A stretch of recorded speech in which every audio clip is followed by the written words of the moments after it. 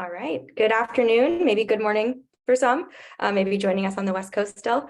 But hi, everyone. My name is Cal Marquise. I work at Bywater Solutions, and I'm an Aspen implementation specialist, which just means a lot of fancy words for we help you make an awesome Aspen catalog through a number of different training sessions, and we work with you on the customizations, a lot of what you're going to see today. So I have a couple other coworkers, team members with me today. If you all would just want to say hello really quick, introduce yourselves. Hi, I'm Jessie Zero. I'm in sales and outreach, and Jordan and I will be working together to keep an eye on chat and answer any questions we can as Cal's going along. And I'm Yes, Jordan and Fields, the Aspen. Oh, sorry, Jordan Fields, the Aspen product librarian. Sorry, I was going to say I also shared the links that I'm going to show, so they'll be helping put those in the chat so that if you want to follow along or bookmark some of these awesome examples for later, you can definitely take a look and browse the other catalogs. Sorry, Jordan. All right, so let's get started. So today's webinar is on digital marketing, which is something that is near and dear to my heart. Let me share my screen. Hopefully you're all seeing that. Perfect. Okay. So what is digital marketing, specifically in libraries? What are we talking about? So for me and how I think about digital marketing in libraries is that our library is our business. It's our brand. And then some of the questions that I think about when I'm talking with libraries about how they want to promote maybe some of their different resources or services is how do we build that brand? How do we get the word out about all the amazing things that libraries have to offer? How many times have you've had patrons come in, and they could even be like regular patrons that are always there, and they have no idea that you offer a specific program or a collection. Or what if you're out to dinner with a new group of friends and you tell them you're a librarian? What are the reactions that people get? Do they think that you're just reading books all day, or do they know all of the amazing services that libraries have to offer? So we don't only just want to engage these current audiences that we have. So those are your regulars, those families that show up every week for story time. We want to make sure that we're making, those lifelong patrons, that they continue to come back over and over again. But we also really want to attract new audiences. So targeting those people that I talked about that maybe had no idea that you had a library of things or a special, program that they might be interested in. So how do we do this? The first thing we really focus on is the people. So we talked a little bit about that already, but who is using your library and how are you retaining them? So looking around next time you're in the library, who is your target audience? Who are the people that are already there, that are already showing up to your programs, that are already picking up holds? And why do they keep coming back? What is the magic? What are the things that they're saying to you that they love about your library? So what are they finding value in? So maybe we want to promote those more or invest in those things more. And then the opposite, when you're out at the park or the grocery store, who's missing? What are the groups and the people in your community that you have large groups of, maybe it's a subculture or a community that you're not targeting? Why aren't they coming into the library? What could we offer for them where they might show up for a program or show up for a special collection? And then lastly with this, probably maybe more important than ever right now in our current climate, who are your partners? Who are your advocates? So who are maybe the organizations that maybe already are very well established? So we'll look at this a little bit, but I think a great example over the years, in the last few years, has been with museum partnerships. Museum passes were such a trending thing a few years ago, and now I see so many different libraries offering museum passes to their patrons, and that is through that partnership. So somebody had to reach out, to the museums, and get all that workflow worked out so that it could be offered for our patrons. And then we have that wow factor. So what continues to surprise people that are coming into your library? So that's the things that you get over and over again. I had no idea you had American Girl dolls. I didn't know that you have video games. I didn't know that you had puzzles. I didn't know that you had an ESL class or that you even offer story time.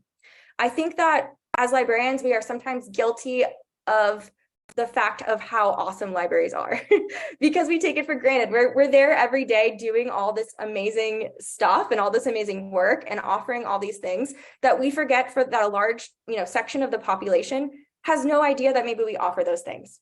So maybe that's a database, or maybe that's a collection. But what do you wish, like in your heart of hearts, what do you wish that people would know more about? I know, like working in libraries, that there were some like tutor.com or some like Learning Express, those different databases that offered like test prep specifically.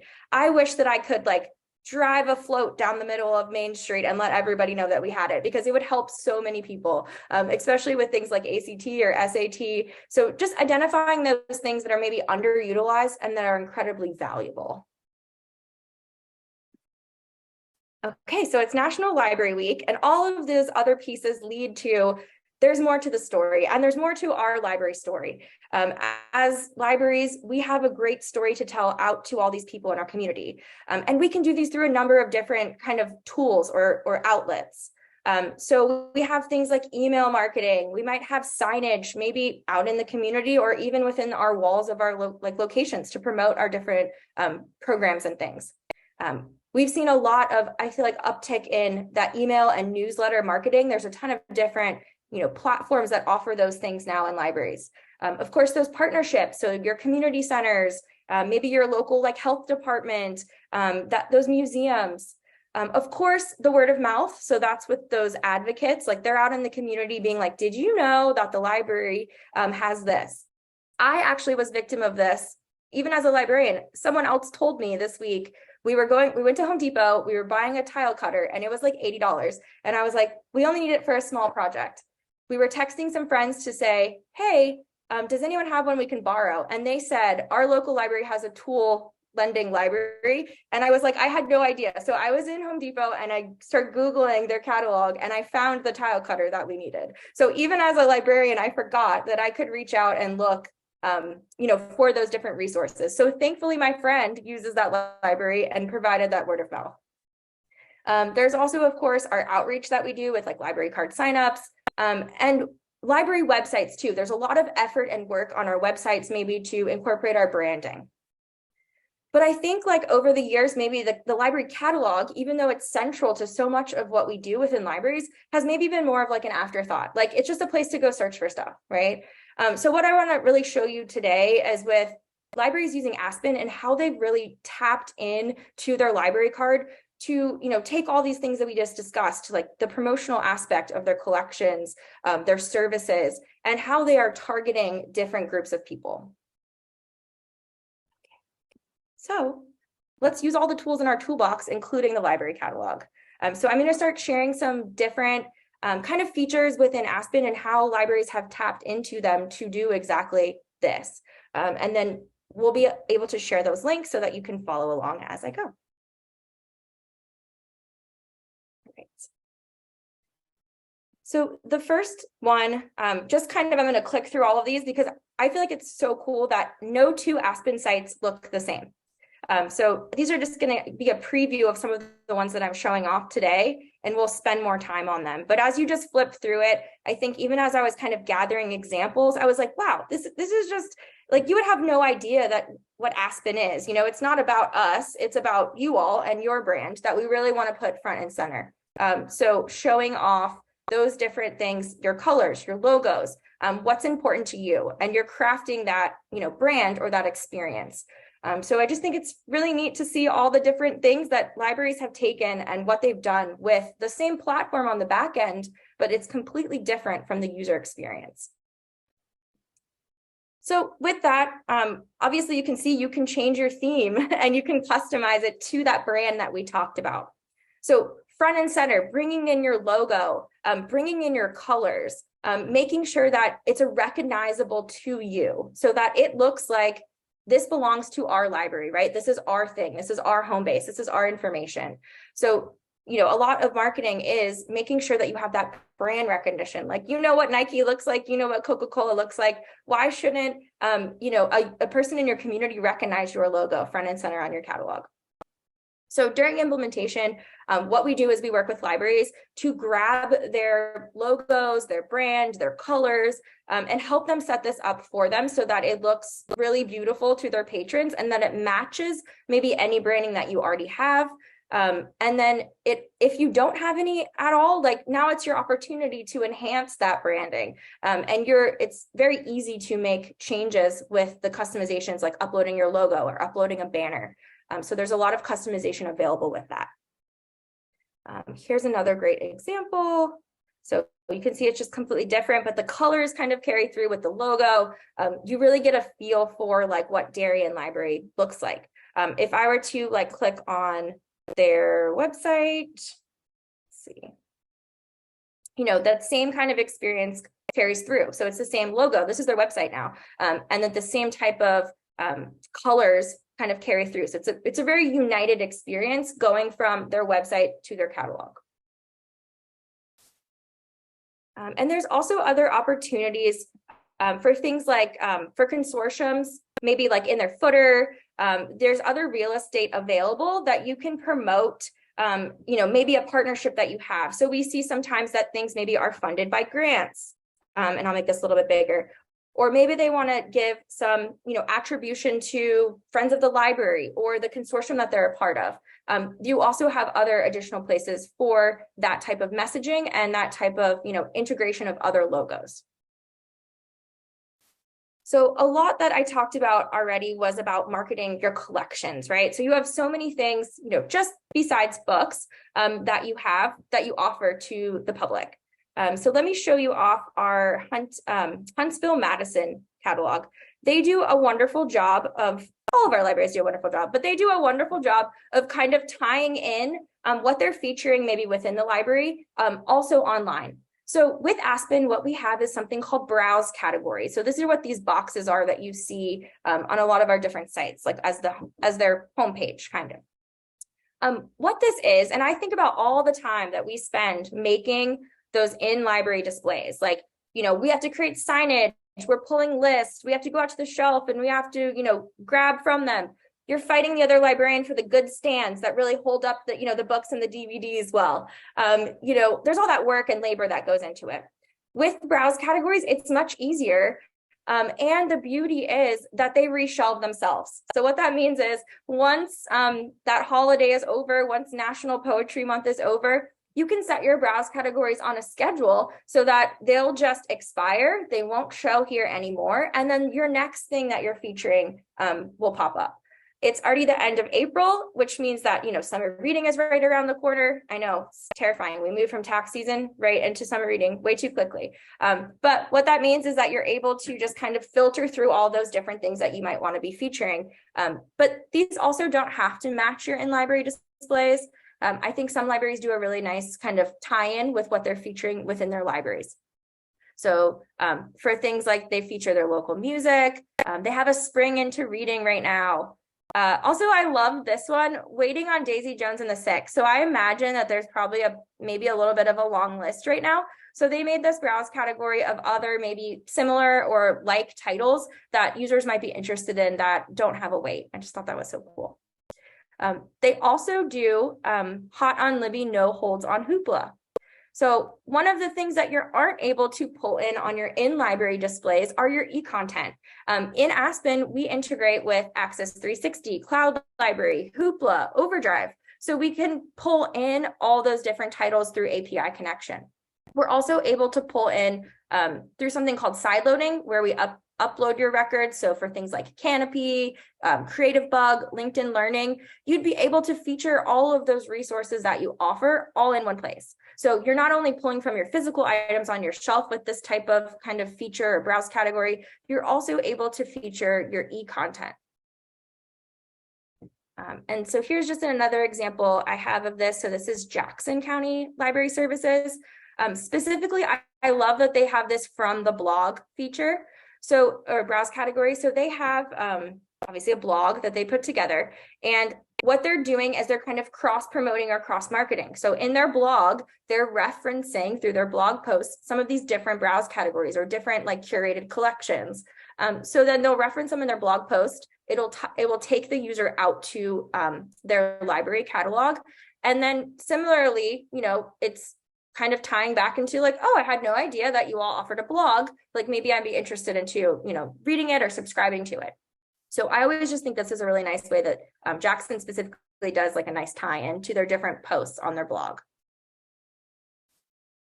All right, and I'm just gonna check. Okay, there's nothing in the chat right now. Just want to kind of like at the halfway point, just want to make sure, but I will keep going. Okay, the next one I think is probably the most recent Aspen library to go live. I think it was last week. So this is Capital Area District Library. So I'm going to show you first is their library homepage or the library website, right? So you get an idea of what it looks like, some of their different drop-down menus that they have, their logo here, they're celebrating 25 years. That's amazing. And then I want to show you what they launched as their Aspen catalog. So I'm just going to toggle over. Pretty close to what they have on their website. I thought it was like so beautiful what they did. And if you kind of go through these different menus, you will see that it looks very similar to what they're offering on their website. So what we call these are menu links. So these can go out to anywhere that you want to send folks. So in this case, what they've done is they've matched it really closely to their library website experience. So whether I've landed on the library catalog, whether I'm navigating on the library website, I'm going to get the same type of experience for navigation. Like I'll still be able to find my links to, my different e-resources. I will see the different like local history, learning a new skill. The experience for the user is the same. So maybe I've kind of started to recognize or get familiar with the library website. I can also, now that even though I've launched a new catalog, I know right where to find my tutoring or local history information. You're not tied to doing the same thing that you have on your website. You can do whatever you want with these menu links. So they're completely customizable, both what shows, what the words say. We have some libraries that are using like icons here. You might have seen as I was navigating through. I'll show you another example of that in a minute. But it's wherever URLs that you want to send folks to and whatever and however you want them to appear within Aspen. It's just another way to promote as I'm searching the catalog. Maybe I'm just searching for a title, but I had no idea that I could download and stream something, or I had no idea that maybe you had events or something specific just for kids and parents. Like maybe I see myself in that as I'm searching for something, and this, piques my curiosity. So it's just more real estate for you to market everything that you have to offer. The other thing with this is these are going out to external URLs. So most of the time it's going to be linking back to, let's say, the library website. So let's take me back to the library website. But what we also offer, especially if you don't have maybe a library website presence, or a lot of times there's situations where maybe your county or your city, it's just hard for you to update pages or things that maybe you would want to have more control over. What we have in Aspen is something called Web Builder, where you can come in and you can actually create custom pages. So your menu links could either be taking people out to external resources, or they could be linking to these created pages that you've made within Aspen. So here's an example. This is a page that's made within Aspen. They have really dialed into different age groups. So kids, tween, and teen. Of course, they also are promoting the resources and events, but they've curated a specific page to target those different age audiences. So if I look at like the kids, it looks like they're featuring some different collections of books. They have a number of different events upcoming that this age group might be interested in. I didn't even know they had discovery kits. So for this age group, they're promoting things like American Girl. They have some space. It looks like maybe it's a collection of similar things like space and Halloween, colors, really great for that age group. It keeps going. They have so much. And they even have some videos embedded. And then it's consistent across the different pages. So they have similar offerings, but they have, let's say for teen, it's more for that age group. It's targeted and marketed to that population so that they're showing off, not only their physical collections, but they're showing off their video games for teens. Of course, that's important for them and that age group. They're showing off their upcoming teen events. Hey, you can even play Tetris right within this page, which is so crazy and so cool. So they've embedded some different video games there. Okay, let's see some other examples. So the next thing I want to talk about is maybe something that it's not as apparent right now when we're looking at the catalog. You can see the colors, you can see the branding, you see those browse categories. We have our menu links right at the top. But ultimately, Aspen is a catalog, right? So it's a search interface. So the next thing I want to show you is something called placards. So how I think about placards are like tiny digital billboards that you can set up within your catalog. And what they're tied to are what we call trigger words, or basically just like keywords that a user might be searching within the catalog. So let's say I come into your library catalog and I have a hiking trip planned, and I think maybe I'm just interested in getting like a travel type guide, or maybe some type of like hiking map that I can hold on to, hiking tips. So I come into the catalog and I search hiking. Also, this is just really beautiful, I would just like to say. They did such a good job on this. All right, so I search hiking. And right at the top of my selection for hiking, I think I'm just maybe searching on a book on hiking. I just found out because of this placard that they have a partnership with the California State Library and that I'm able to get a parks pass. So I was planning on paying for my parks pass to get in for my hiking trip, and now I can learn more about that parks pass. So how this works is that libraries are choosing what they want to promote within their catalog. We see this a lot with things like this, those partnerships that we talked about in your community, special collections, which I'll show you, read-alikes. So maybe in that case of Daisy Jones, there's a really long wait list. You could have something here that said, while you wait for Daisy Jones, check out this list of titles. So these are completely customizable by libraries, and they could be set to meet, any user's need based off those trigger words. So this could come up if I search California, if I search hiking, I don't know, outdoors. You can set as many different words to have this show as you want. This is an observatory library. So one of the other neat ones they have is if I search for telescope. So not only do they have a special collection in which I can check out a telescope and take it home with me, but they have something called open nights where I can go to their observatory and I can participate at their different night events and look at the universe. So if I click on this, it's going to take me out into that page and I can learn more about that event. So they're meeting users where they are and matching them with other things that user might be interested in that they might never have even known existed. And especially for like kids and parents, I think a lot of libraries do a nice job with things like using things like story time or Lego, those type of trigger words for the kids that are obsessed with a certain theme. So maybe they're really into dinosaurs, but you're offering a special story time on dinosaurs or a special kind of program on dinosaurs, or the Lego obsession for a long time. It's a great way to promote that program that you're offering. I know I want to leave a few minutes for questions. So let's just look at one other catalog that also is using the placards. So this is the cutest little fox in the world at East Central Regional Library. This is a part of their branding. It's just adorable, fox reading. But they also are using a placard. So I'm just going to use the same trigger word. I'm going to use hiking and see what comes up here. So in this case, they're in a different state. They're promoting their Minnesota state parks and trails. So you can kind of see how it can look completely different. It's just a banner that the library made and uploaded to match this trigger word. If I search story time, I can learn more about the story times that they offer. And then I also saw a neat one I came across when I was doing searches for spring, since that's kind of the season that we're in. And this is actually a fundraiser that they're promoting from April 1st to April 30th. So you can actually donate money, and they're utilizing their catalog to gain, or help with those donations. So I think it's a really beautiful marketing tool with that. One of my favorite examples is no longer here, but it's a shout out to the ULIS Public Library in Texas. Their Friends of the Library were hosting a murder mystery ticketed event.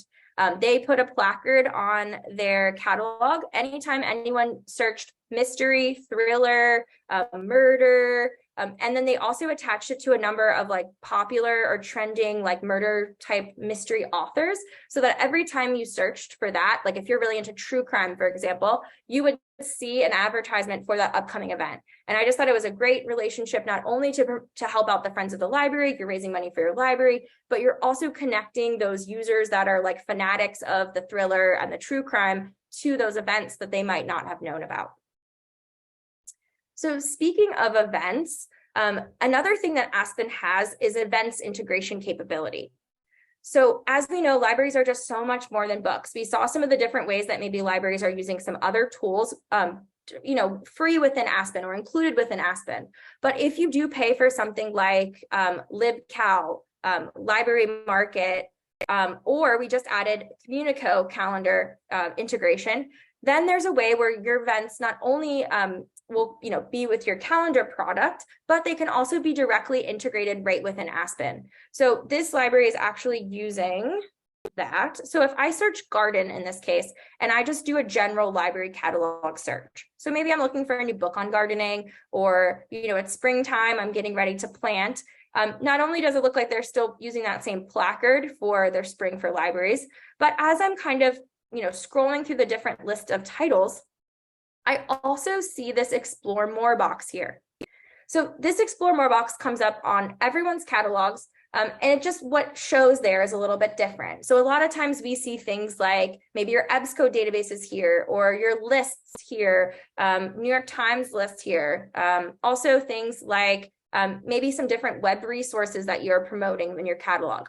But if you have one of those events platforms, it will also tie in for different search terms for those events. So what I'm seeing is the next upcoming event related to garden in my search term. So on April 29th, in just 2 days, I could go to this container garden planting.